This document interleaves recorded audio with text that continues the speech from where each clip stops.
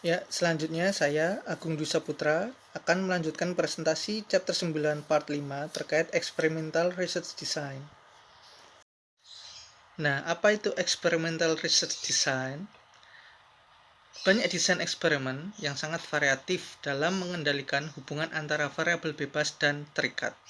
Namun, desain eksperimen yang paling banyak diterima secara luas ada 3. Yang pertama adalah pre-experimental design, yang kedua true experimental design, dan quasi or semi-experiment. Pada pre-experimental design, tidak ada variabel kontrol yang benar-benar setara. Kemudian di true experimental design, sudah ada variabel kontrol sehingga validitas internal dapat lebih tinggi. Kemudian quasi or semi experiment. Bentuk desain ini merupakan pengembangan dari true experimental design, tetapi variabel kontrol tidak sepenuhnya digunakan untuk mengontrol variabel luar yang mempengaruhi pelaksanaan eksperimen. Nah, sebelum kita lanjut pada pengertian dari masing-masing experimental design tadi, kita akan bahas dulu arti dari simbol yang ada pada diagram desain. Untuk simbol X merupakan eksperimen stimulus ke grup. Perhatian utamanya ditujukan pada efek dari variabel bebas terhadap variabel kontrolnya. Kemudian O merupakan aktivitas observasi. R merupakan pengambilan sampel secara acak pada anggota grup. Kemudian E mewakili efek dari eksperimen dan disajikan dalam persamaan. Ketika X dan O dalam diagram dibaca dari kiri ke kanan sebagai suatu tatanan temporal atau waktu. Kemudian ketika beberapa X dan O tampak vertikal satu sama lain, ini menunjukkan bahwa stimulus atau pengamatan berlangsung secara bersamaan. Kemudian baris paralel yang tidak dipisahkan oleh garis putus-putus menunjukkan kelompok pembanding telah disamakan secara acak. Namun jika terdapat garis putus-putus berarti belum disamakan. Nah, untuk pre-experimental design ada 3, yaitu after only study, one group pre-test post-test design, dan static group comparison. Untuk after only study tidak ada pretest, sehingga membuat desain ini tidak memadai untuk menetapkan hubungan kausalitas. Di buku dicontohkan adanya kampanye edukasi karyawan tentang kondisi keuangan perusahaan tanpa pengukuran pengetahuan karyawan sebelumnya. Hasilnya hanya akan mengungkapkan seberapa banyak karyawan tahu setelah adanya kampanye pendidikan, tetapi tidak ada cara untuk menilai efektivitas kampanye tersebut.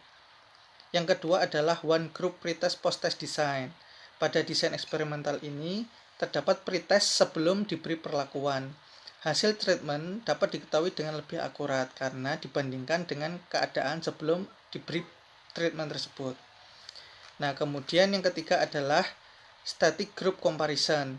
Pada penelitian ini menggunakan satu grup yang dibagi menjadi 2. Yang satu memperoleh stimulus eksperimen atau diberi treatment, dan yang lain berfungsi sebagai kontrol.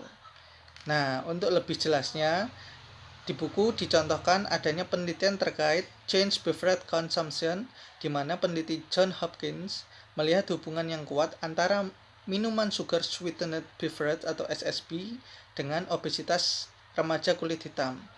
Dia membuat rancangan untuk melihat apakah pesan yang berbeda pada label makanan dapat mendorong remaja untuk menghindari minuman tersebut. Nah, peneliti menguji 3 pesan berbeda. Yang pertama adalah absolute calories, yang kedua adalah percent of daily intake, dan yang ketiga adalah physical activity equivalent. Kemudian peneliti memilih sampel secara acak dari subjek saat mereka memasuki toko dan mengamati subjek tersebut saat mendekati kotak minuman dan menentukan pilihannya. Hasil penelitian menunjukkan bahwa treatment 1 dan treatment 2 mampu mengurangi pembelian sebesar 40% bila dibandingkan dengan kontrol, yaitu tidak ada pesan pada label minuman. Kemudian treatment 3 mengurangi pembelian sebesar 50%. Tanpa adanya treatment, minuman SSB menyumbang 93,3% dari total pembelian minuman. Dengan treatment 1, pembelian minuman SSB turun menjadi 87,5%. Pada treatment 2, pembelian SSB turun menjadi 86,5%. Dan treatment 3, pembelian SSB turun menjadi 86%. Setelah dilakukan treatment, pembelian es teh dan minuman olahraga menurun sementara pembelian air meningkat. Kemudian kita akan membahas terkait true experimental design. Kalau sebelumnya, pada pre-experimental design, tidak ada variabel kontrol yang benar-benar setara. Pada true experimental design, peneliti dapat mengontrol semua variabel luar yang berpengaruh pada jalannya eksperimen, jadi validitas internalnya menjadi lebih tinggi. Tujuan dari true experimental design adalah menyelidiki hubungan sebab akibat dengan melakukan treatment dan membandingkan hasilnya dengan kontrol. True experimental design ini ada ciri utamanya, yaitu sampel yang digunakan sebagai eksperimen ataupun sebagai kontrol diambil secara random dari populasi tertentu. True experimental design dibagi menjadi dua. Yang pertama adalah pre-test post-test control group design, kemudian post-test only control group design. Pada pre-test post-test control group design, terdapat penambahan satu kelompok kontrol dan menetapkan subjek ke salah satu kelompok dengan prosedur acak. Dalam desain ini, terdapat dua grup yang dipilih secara random, kemudian diberi pretest untuk mengetahui perbedaan keadaan awal antara grup eksperimen dan grup kontrol. Hasil pretest yang baik adalah jika nilai grup eksperimen tidak berbeda secara signifikan. Yang kedua adalah post-test only control group design. Pada post-test only control group design, pengukuran pretest diabaikan. Dalam desain ini terdapat dua kelompok yang masing-masing dipilih secara random. Grup pertama diberi perlakuan X dan grup yang lain tidak. Pengaruh adanya perlakuan antara O1 dan O2 dalam penelitian, pengaruh perlakuan dianalisis dengan uji beda menggunakan statistik di tes. Jika ada perbedaan yang signifikan antara grup eksperimen dan grup kontrol, maka perlakuan yang diberikan berpengaruh secara signifikan. Ya, selanjutnya adalah quasi or semi eksperimen. Pada desain eksperimen ini merupakan pengembangan dari true experimental design.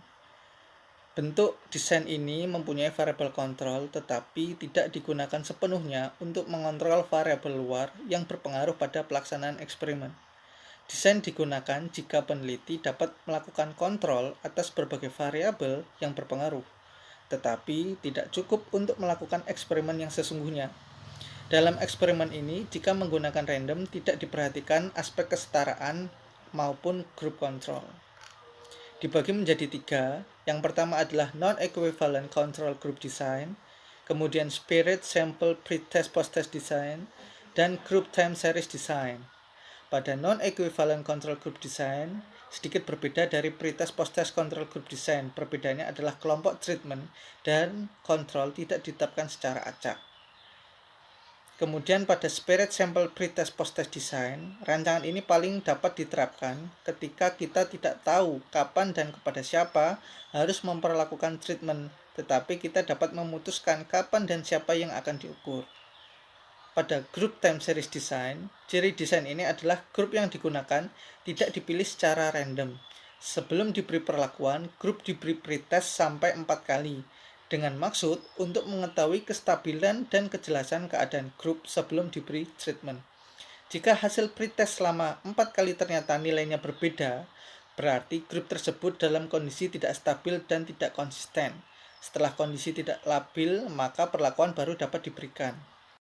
Nah, untuk lebih lengkapnya terkait kuasi eksperimen, kita akan membahas Exhibit 95, di mana terdapat sebuah studi tentang nilai pengayaan pekerjaan sebagai pembangun tingkat kepuasan kerja yang dilakukan di British Chemical.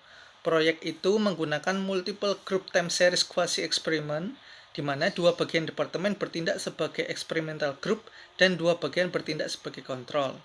Treatment yang diberikan yaitu peluang untuk berprestasi, pemberian pekerjaan yang lebih menantang, pengakuan prestasi, kewenangan bertindak, tanggung jawab manajerial diberikan kepada para AO senior. Nah, setelah 6 bulan kemudian, perubahan yang sama juga dilakukan kepada kelompok kontrol, sedangkan kelompok yang tersisa dilanjutkan untuk keseluruhan periode sebagai kontrol. Pada grafik, terlihat bahwa setelah dilakukan treatment, pada experimental group, tingkat kepuasan kerja meningkat, sedangkan kontrol group datar-datar saja. Kemudian setelah 6 bulan, pada kelompok kontrol yang diberi perlakuan yang sama, terlihat bahwa kontrol grup A yang diberi perlakuan eksperimental juga menunjukkan peningkatan tingkat kepuasan kerja, sedangkan kelompok kontrol grup B itu cenderung datar ataupun decline. Demikian presentasi kami dari kelompok 6 terkait chapter 9. Kami ucapkan terima kasih atas perhatian rekan-rekan semuanya. Billahi taufiq wal hidayah. Wassalamualaikum warahmatullahi wabarakatuh.